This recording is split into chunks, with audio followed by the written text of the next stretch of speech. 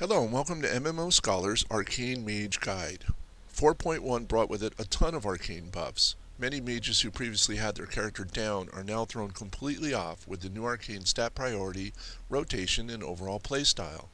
I'm here to help solve these problems for you. I'll begin this guide talking about stat priority. With the new changes to Arcane Blast base casting speed, haste has become virtually obsolete. Quite a change from when it used to be Arcane's best stat.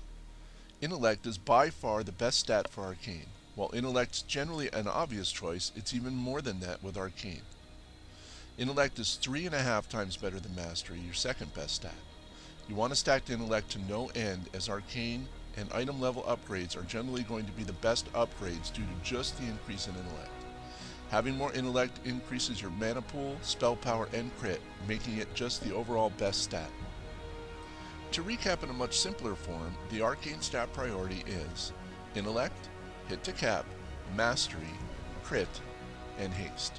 Let's move into the rotation part of Arcane now. I'll start this section off with explaining our Mastery, as it's the stat that defines our entire rotation.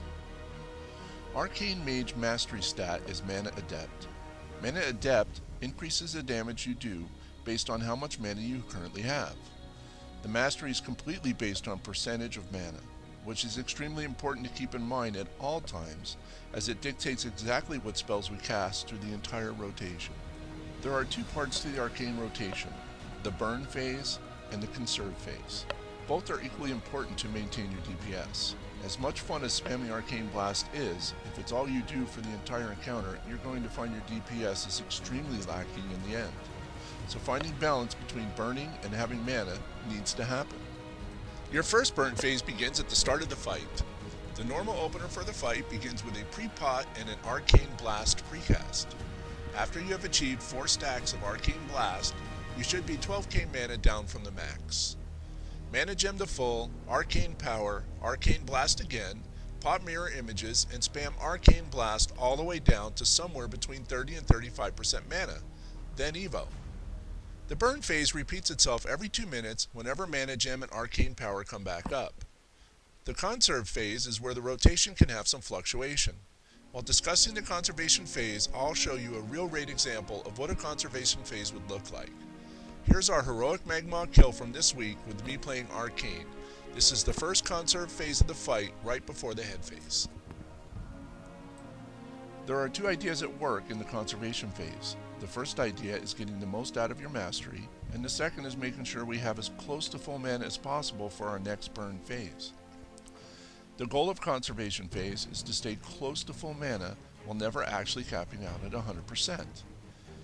If you find your mana is capping at 100%, any mana you would have received over that is now lost DPS. Mana is DPS as Arcane, and every bit is precious. Since I don't want to cap out on mana, my conservation phase goal is 95%. This means even if I let it get up to 96%, a mage armor tick will only bring it up to 99% and no mana is lost. I find this to be the most effective method. The rotation in the conservation phase is extremely dependent on how your own clear casting and arcane missiles proc. Some rotations you can get 4 Arcane Blast off, others you can only get 2 effectively without running your mana too low. If you get carried away with Arcane Blast, a great way to get your mana back up is to use Flame Orb.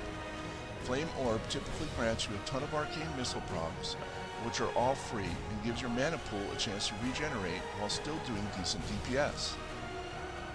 Some general concerns about Arcane lie in mobility and intellect procs. The mobility issue is something that is really best conquered by experience. There are some incredibly movement-heavy fights which can still be played as Arcane extremely effectively, including Atramedes and Alakir if played correctly.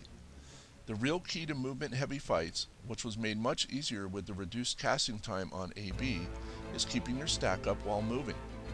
With such short casts now, it's very easy to follow mechanics while still stopping for a little over a second to get casts off to maintain your stack. Improved Blink also helps with this greatly, since you can get to anywhere you need in such a short time. Beginning your casting rotation again is made very easy. Intellect procs increase your maximum mana, but your actual mana does not increase with it. This decreases the usefulness of mastery while they're up. This may seem like a DPS loss, but there's still great DPS increases even with this happening. Remember, during the conservation phase, when intellect procs, you want to stay at about 95% of your base mana and not adjust to the percentage from the proc. The increase in max mana increases the regeneration you get from mage armor, as well as giving you a massive amount of spell power and crit. Overall, the procs far outweigh the loss of damage from mastery, making Power Torrent, Dark Moon Card, Volcano, and Lightweave all solid choices for Arcane still. Please direct all comments, criticism, and questions to our blogs and forums at MMOScholar.com. This video guide was brought to you by Zythian of Vigil. One-on-one consulting is also available through our website. If this video wasn't enough for you and you really want an in-depth look into my mind and how I do what I do so well, let's talk and we'll get your DPS up to where you want it to be together. I hope you enjoyed this video and happy arcane raiding. Mage Bye.